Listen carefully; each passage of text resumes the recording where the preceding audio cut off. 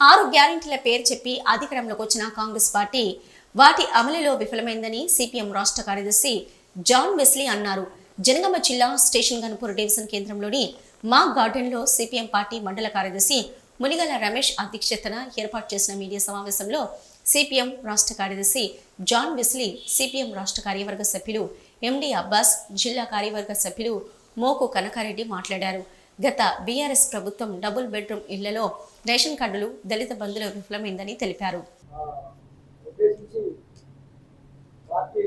జనగామ జిల్లాలో వరి రైతులకు జరుగుతున్నటువంటి నష్టాన్ని పరిశీలించడానికి ఈరోజు జిల్లాకు రావడం జరిగింది.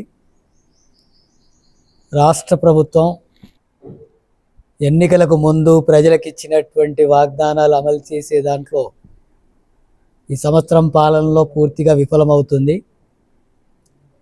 చెప్పిన వాటిని అమలు చేయనటువంటి పరిస్థితి కనిపిస్తుంది. గత ప్రభుత్వం ప్రజలకు ఇచ్చినటువంటి వాగ్దానాలు, డబుల్ బెడ్రూమ్ కానీ, ఉద్యోగాల భర్తీకి సంబంధించిన అంశాలు కానీ,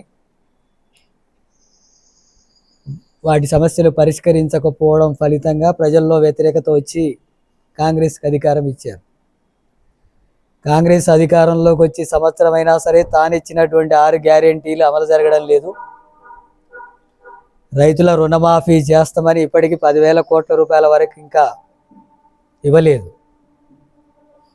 రైతు భరోసా ఇస్తామని అన్నారు, అది సగానికి కూడా ఇంకా ఇవ్వలేదు.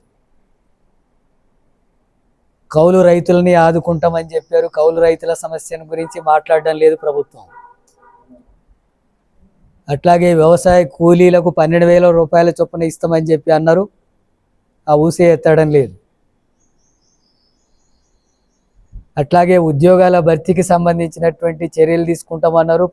గత ప్రభుత్వం ఇచ్చిన నోటిఫికేషన్లు, ఎగ్జామ్స్ నిర్వహించినవి కొన్ని భర్తీ చేశారు తప్ప కొత్తగా ఖాళీగా ఉన్నటువంటి పోస్టుల్ని దాదాపు 2 లక్షల వరకు ఉంటాయన్నారు. వాటిని భర్తీ చేసే కార్యక్రమం ప్రభుత్వం చర్యలు తీసుకోవడం లేదు. ముఖ్యమంత్రి గారు ఈ స్టేషన్ గన్పూర్కు వస్తున్నారు. స్టేషన్ గన్పూర్ను మున్సిపాలిటీగా ప్రకటించారు.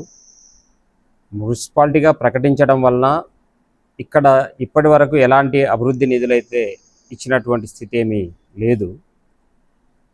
కేవలం పేరు పెట్టడం వల్ల ఉపయోగం ఏమీ ఉండదు.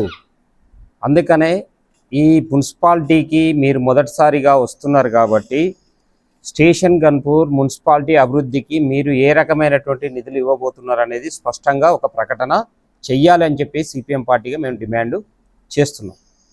అంతేకాదు, ఇక్కడ ఇప్పుడు కొన్ని ప్రభుత్వ భవనాలు శంకుస్థాపన చేసి, అలాగే ఇంటిగ్రేటెడ్ రెసిడెన్షియల్ స్కూళ్ళు శంకుస్థాపన, ఇలాంటి కొన్ని కార్యక్రమాలు చేయాలని చెప్పేసి ప్రభుత్వం భావిస్తున్నట్టుగా ఇన్ఫర్మేషన్ ఉంది. అయితే ఇక్కడ నిరుద్యోగులకి ఉపాధి కల్పించడం కోసము మనం లెదర్ పార్క్ ఏర్పాటు చేశారు దాదాపుగా కడియం శ్రీహరి మినిస్టర్గా ఉన్నటువంటి కాలంలో. కానీ అక్కడ ఏమీ ఇప్పుడు పని ఏమి జరగట్లేదు.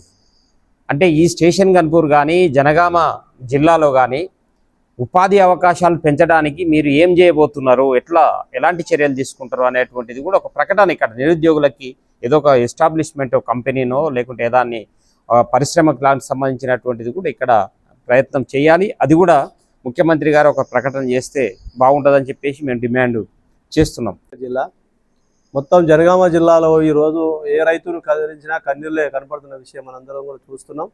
దానికి కారణం ఏంటంటే ప్రభుత్వ విధానాలు ఈరోజు రైతుల్ని పట్టి పిడిస్తున్న పరిస్థితి ఉంది.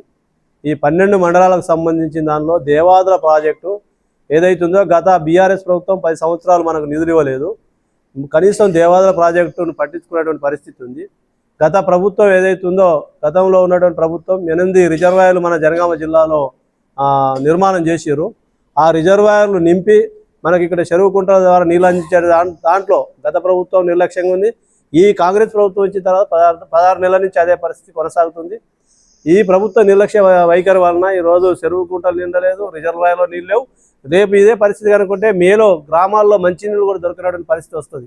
అందుకోసం ముందు చూపు లేకుండా పాలన చేస్తున్నాం, మేము రైతు ప్రభుత్వం, మేము ప్రజల ప్రభుత్వం అని చెప్పేదానికి చేసేదానికి ఏం తేడా లేనటువంటి పరిస్థితి ఉంది. అందుకోసం రైతులు ఈరోజు గత ప్రభుత్వం కావచ్చు, ఈ ప్రభుత్వం కావచ్చు, బ్యాంకు రుణాలు ఇవ్వట్లేదు. కాబట్టి ప్రైవేట్ వడ్డీ వ్యాపారుల దగ్గర 3 రూపాయలు 4 రూపాయలు 5 రూపాయలు కూడా మిత్తి తెచ్చుకొని ఈరోజు పంటలు వేస్తే దాదాపు 40% పంటలు ఎండిపోతే ఈ పంటలను మరి ఏ విధంగా రైతులకు మేము అందించాలి, భరోసా ఇవ్వాలని ప్రభుత్వానికి చిత్తశుద్ధి లేదు. ఈ 3 నియోజకవర్గాల నుంచి ఎన్నికైనటువంటి ఎమ్మెల్యేలకు చిత్తశుద్ధి లేదు. కేవలం మేము ఇది చేస్తున్నామని అది చేస్తున్నామని ఒకరి మీద ఒకరు విమర్శలు చేసుకోవడం తప్ప రైతాంగానికి ఉపయోగపడే పరిస్థితి ఈ 3 ఎమ్మెల్యేలు పట్టించుకోవడం లేదు. ఈ పద్ధతి కొనసాగితే ఖచ్చితంగా రైతాంగం నుంచి తీవ్రమైన ప్రతిఘటన ఈ ప్రభుత్వానికి వస్తుంది. గత ప్రభుత్వానికి పడినటువంటి గతే పడుతుంది. సందర్భంగా హెచ్చరిక తెలుసుకున్నాం.